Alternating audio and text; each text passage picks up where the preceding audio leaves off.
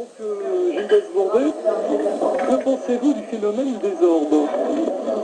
Eh bien, je ne suis pas très calé pour en parler, je n'ai pas beaucoup étudié, mais ce que j'en ai vu, je trouve ça très intéressant.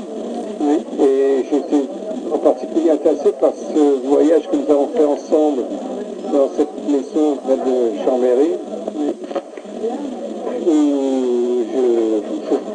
je suis en mesure de confirmer, parce que je l'ai vu, que nous avons enregistré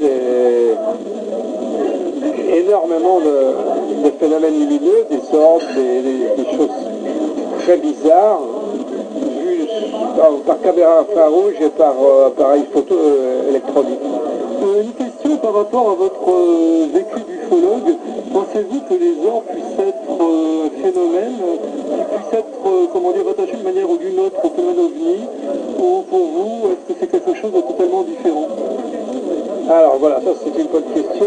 Moi je n'ai pas la réponse dans ma poche. Ce que je peux dire, c'est qu'il y a aussi... Bon, alors il y a ces orbes dont on vient de parler qui sont assez fugaces et qu'on ne voit pas forcément à l'œil nu. Est-ce que ça peut être une ovni? Peut-être, mais c'est pas tout à fait clair et évident quand même. Hein. Oui. Vous pensiez peut-être... Mais j'allais dire autre chose, oui. Non plus, mais par contre, il y a un phénomène de boules lumineuses que l'on observe et que l'on filme et que l'on voit à l'œil nu qui sont liées aux ovnis. Il faut savoir, en tout cas, également au crop circle, lesquels sont, à mon avis, liés aux ovnis. Tout ça, ça se tient. Hein. D'accord. Donc, on est dans un domaine très vaste avec différents aspects. Mais moi, je n'exclus pas qu'il y ait ces orbes que vous étudiez, là, qu'il y ait un lien quelconque avec des phénomènes de type ovni. Notamment les boules de feu, les espèces de spots lumineux pourraient être plus rapprochés des ovnis que les orbes eux-mêmes.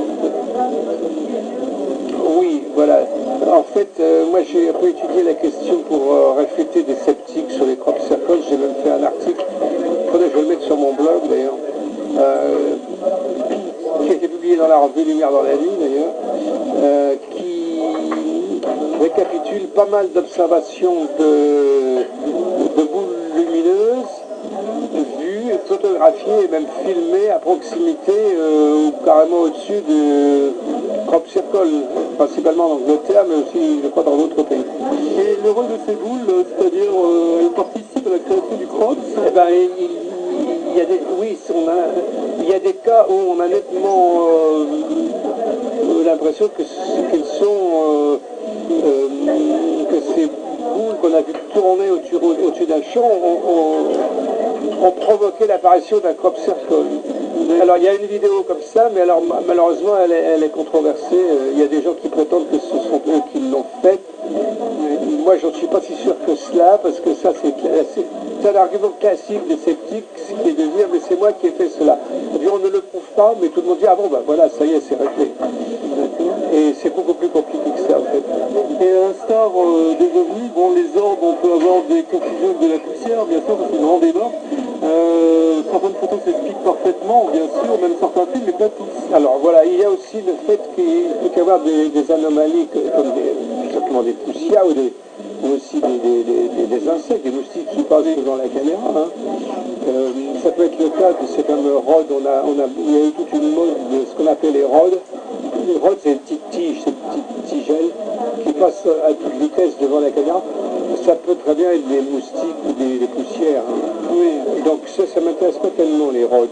Oui. Par contre, alors il y a un autre aspect qui est intéressant, qui est incontestable, c'est qu'il peut y avoir des réflexions dans les lentilles des caméras, surtout si elles sont orientées vers des sources lumineuses. Oui. Et ça c'est classique, on le sait très bien. J'en ai discuté avec un physicien hollandais, Elcho Hasselhoff, qui en a parlé dans son livre sur les crop circles. Il a montré quelques photos et incontestablement il y a certaines orbes qui sont provoquées par des lumières, hein, des réflexions de lumière dans les objectifs.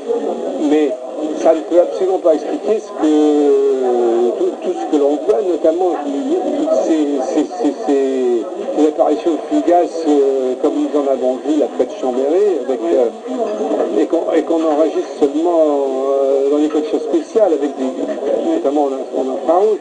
Là, il n'y avait pas de lumière. De toute façon, c'était une fumée de nuit dans le jardin, il n'y avait aucune lumière, il n'y avait aucune possibilité de réfraction. Affirmatif. Voilà. Et pensez-vous que les Américains étudient également les armes, mais au niveau gouvernemental, comme ils le font avec les ovnis, ou est-ce que vous pensez que pas du tout? J'en sais rien. Là, j'avoue que je ne sais pas s'il y a... Enfin, c'est possible que ça les intéresse aussi. Oui. Mais je n'ai pas du tout étudié cet aspect-là. Là, j'ai pas d'informations là-dessus, franchement. Hein. D'accord. Eh bien, merci beaucoup, monsieur Gilles Bourdais. Voilà, tout le plaisir pour moi. Merci.